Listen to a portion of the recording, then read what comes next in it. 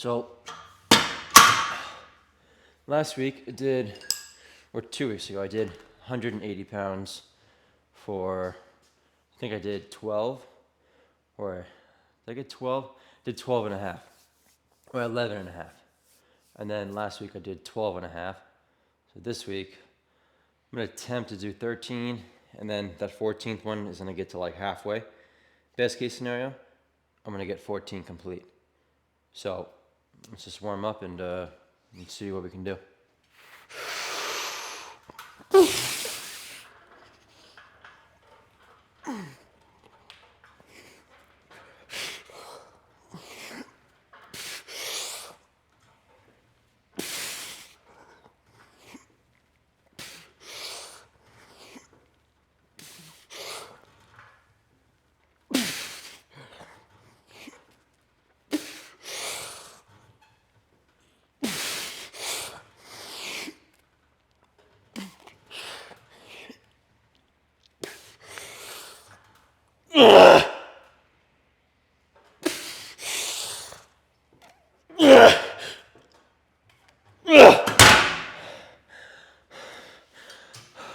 I think I did probably half a rep more than last week.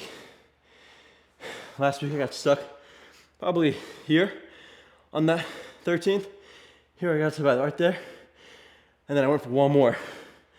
I could have went just for the last peak contraction, but I felt like I could have potentially gone for a next one. So about like almost 13 and a half maybe. A little bit better than last week. So that was perfect. So before the set, you have to get into that zone. Whether it's just hyperventilating a little bit, just kind of getting revved up, because it definitely gets you some more reps. You can't just go into the set, la la la, oh, I'm gonna try to do 14. You've got to really attack it like it's life or death. And you got to connect to the cable, and you got to imagine force through hand, elbow into lat as you pull, and you feel it ripping like on the way back up. And then you drive it back down. Then you let it rip back up. You drive it back down. So that's the idea.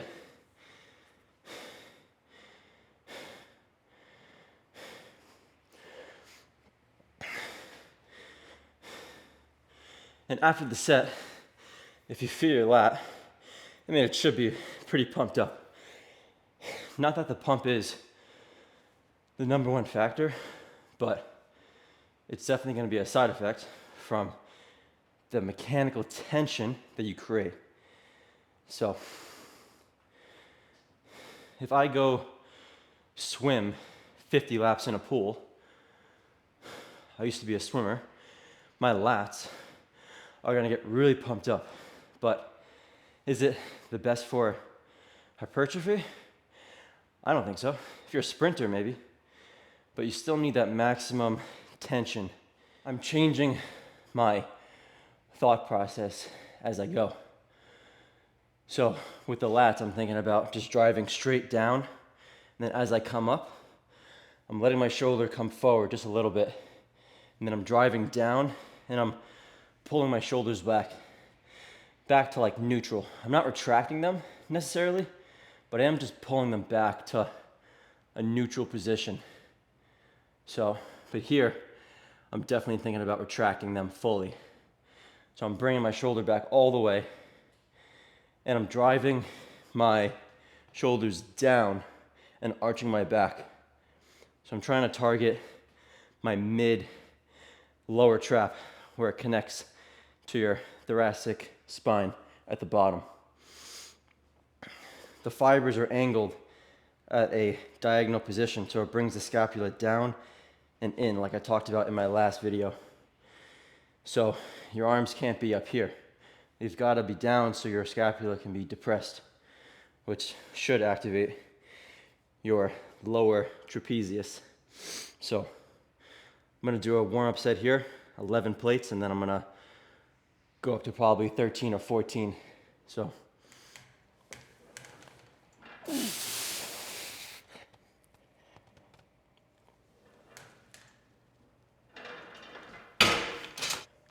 it's weird, I pick different music for different sets. Sometimes it's more like slower songs, and others is more like rap. So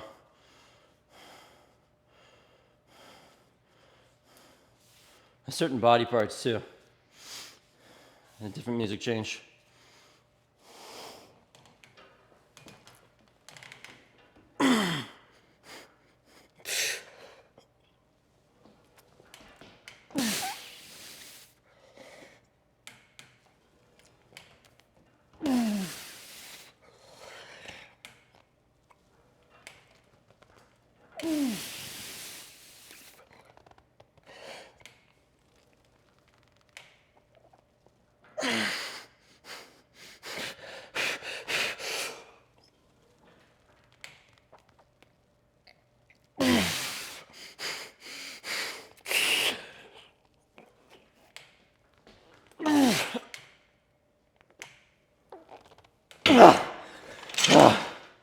So I'm gonna do one more exercise. I feel this crazy in my lats and lower trap. It's a great exercise for it. If you don't have this machine with the swivel handles, then I would do a supported T-bar row with a diagonal hand position. And then once you do that, you can go to a pronated grip for more upper back. So, you could train back, full back, in 2 machines. A lat pull down, and if you don't have a lat pull down, do a pull up, either a neutral grip. If you don't have a neutral grip, reverse grip. If you don't have a reverse grip, just do a regular pronated grip, like a shoulder width grip on a pull up bar. And if you don't have a pull up bar, you can do pull ups on a Smith machine. Just put the bar to the top. Your feet might hit the ground, so you might have to cross them and put them under you, but and then just progressively overload that over time. You can put on a like a dip belt and strap some weight to it once you can do more than like 15 pull-ups. And now we're gonna move on to if you're wondering what song I'm listening to what's it called? It's The Weeknd for sure. I just don't know what it's called. I'll tell you after the set.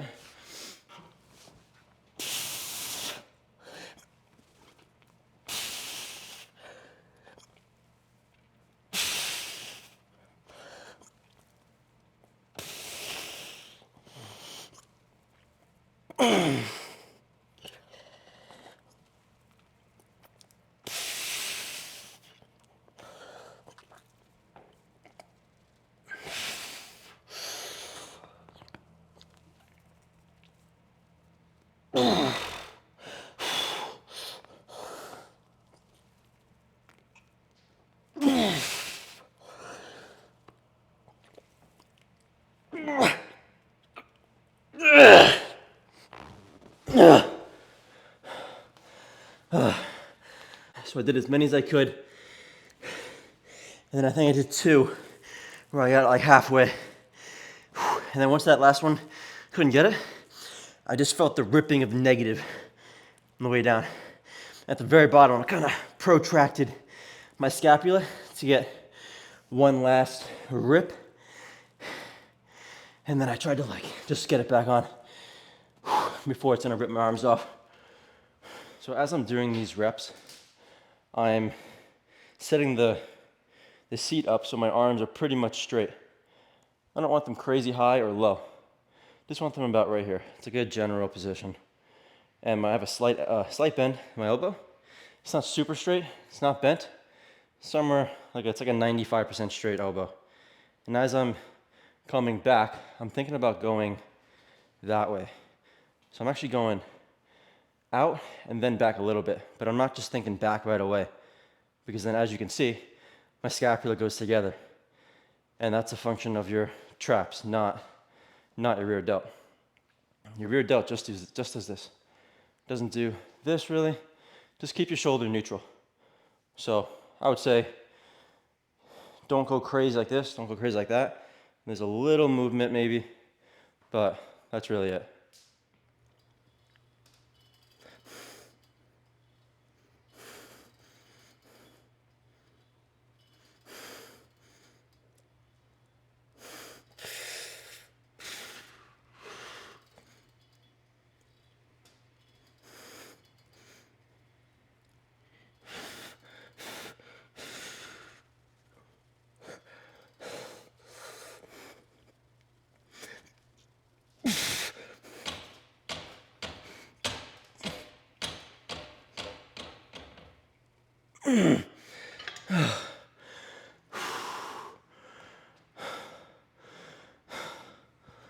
So I did as many as I could till like right there, wherever far I was going. And then once I couldn't really get any more,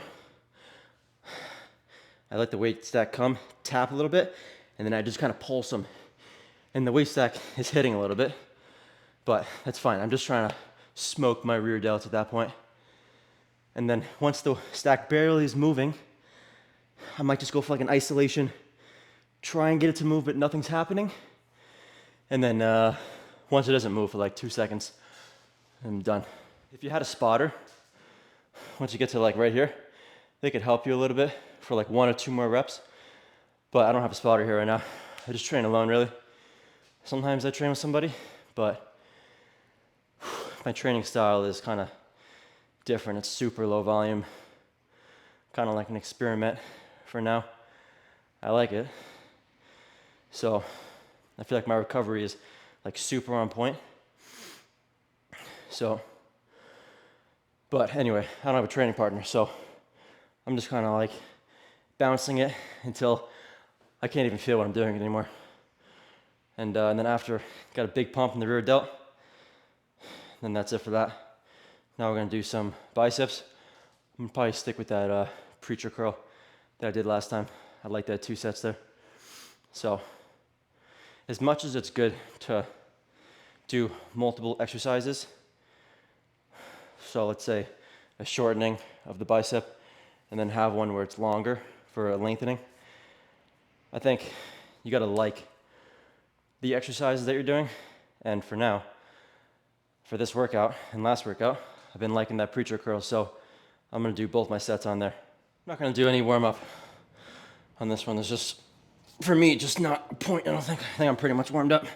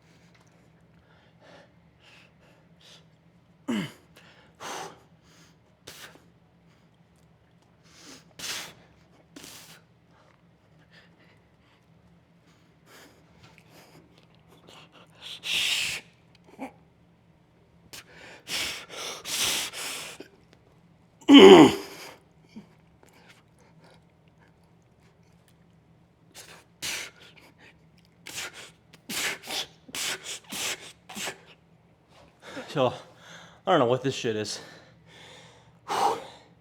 Happens once every couple months when I do like a incline dumbbell chest press.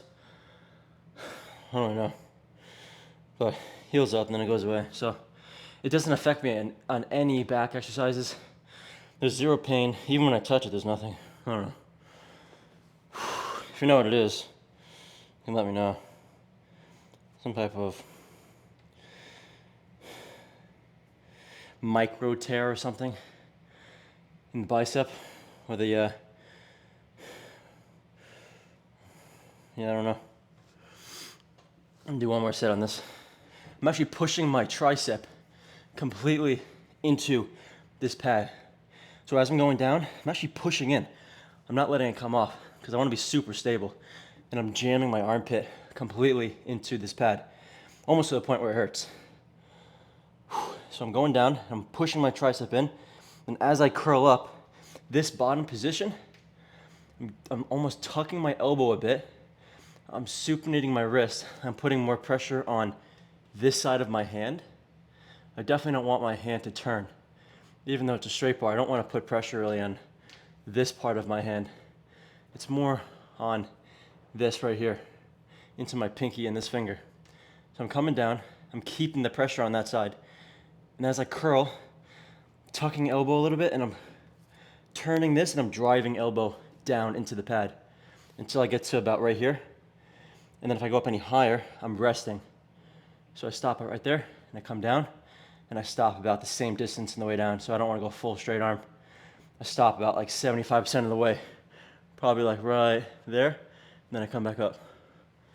So you can give that a try. If you go too far down, it'll put like a weird pressure or tension on this part of your elbow right in the middle. So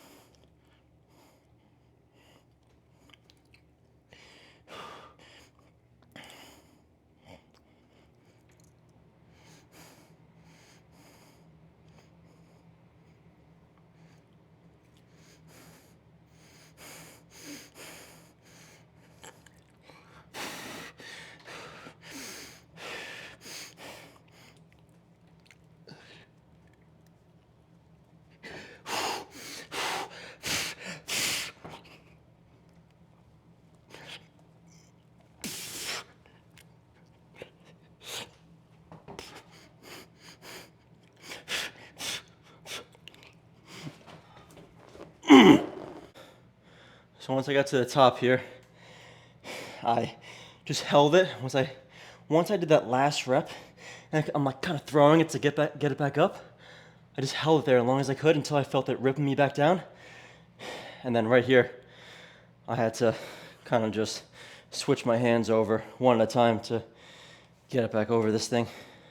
So that's it. That's it for the back and biceps there. There are certain lifts that I track more than others. So for like the pull down, for example, I'm kind of using that as my exercise for the day. When it comes to like really tracking how many I get, I don't know why. It's like a mental thing, I guess. And then once I'm done with the pull down, I kind of feel like the job is done for the day. Like low key, if I'm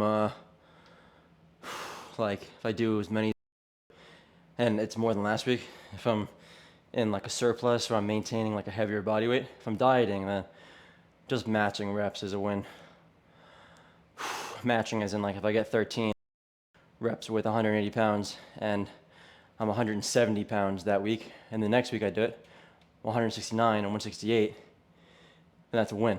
And if I get to 160 pounds and I still have that same strength, then that means, there's a good chance I didn't lose any muscle or I lost as little as possible, and I lost mostly body fat. So that's really it. Then I did what did I do? Oh, I did the other row. That one felt good. That's lats and mid back for sure with that diagonal hand position. And again, if you don't have that piece, I would use the supported T-bar row, the one that I use third, but I'd use the other handle. And then once I do that, then I'd go to the upper grip for more upper back. And that's your full back done. You can do lower back on your back day if you want. You could do a deadlift or bent over T-bar row or bent over row. But you could do it on your leg stuff if you want as well. But it doesn't really matter where you throw it in. As long as you train your lower back and it's recovering and it's not getting messed up for any reason or form or just too much compression. If you do have a little bit of a tweak in your lower back, you're not going to get any gains if you just wait another week to train it. So I would just lay off of it and then do it the week after that. If anything, you're probably going to be stronger since it's Likely that you're doing too much if you're doing more than 10 failure sets, I would say, as a natural lifter. If you're on PEDs, then you can recover from a little bit more. So I would just go by a feel. Again, if you're doing 10 sets, failure sets per body part, and you're progressing, then continue. If you feel like you're getting burnt out and your motivation is going downhill, then that's a key sign that you're training too much. So I would back it down. You're not going to shrink. There's a good chance you're going to progress more. So almost every time, if you take a week off from the gym, you come back stronger almost every single time, which is a sign that you're doing too much on the other weeks that you're lifting. So drop a couple failure sets off. If you're feeling burnt out or loss of motivation or little injuries are adding up, to me that's a sign that the muscle is recovering, but the joints and tendons are not. So just because the muscle isn't sore doesn't mean the overall system or your nervous system, we'll call it, is healed. Muscles recover first. It's a more localized damage, meaning once the soreness is gone, maybe that means the muscle's recovered. Maybe we're not fully sure really, but I would say even though the main construction is built, there's still some fine tuning going on. They're fixing the paint on the wall.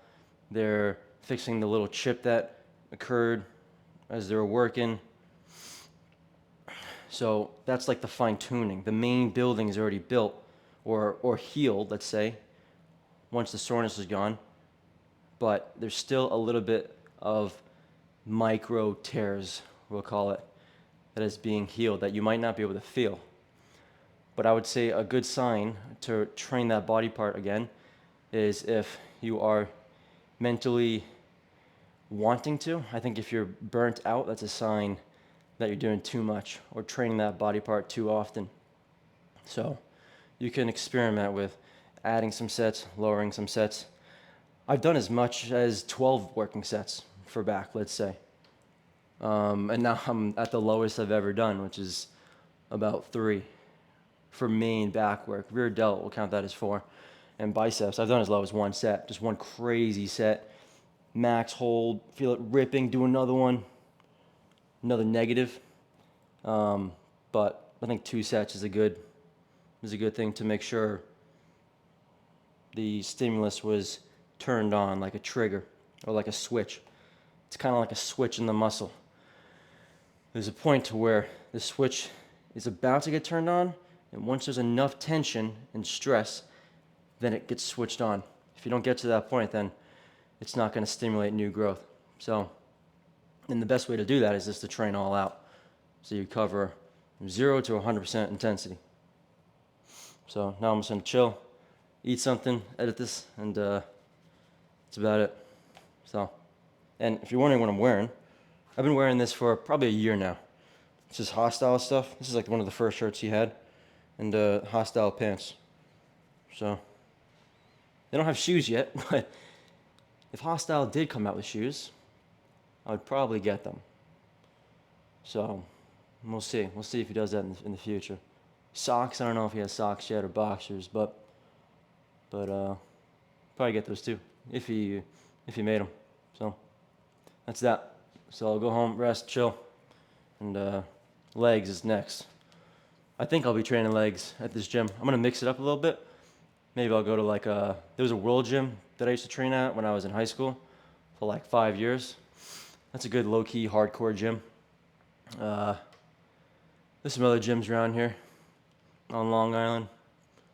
Go to ProFit. I had a membership at ProFit. Can go there maybe. It's farther for me. Bear Francis is like probably 40 minutes. But this is a good private place where I can just kind of do my thing. And I'm not going to bring a ring light into a public gym. I think that's think it's just ridiculous. I think. I don't want to be that guy. Bring a tripod. I don't even want to bring a tripod into the gym really. But since I'm in here, I can do my own thing. And if I did bring it into a gym, I would definitely be super cautious about like not getting in people's way because I know that's something people do not like is these tripods fucking everywhere. So that's that. Oh, this is the sweet spot.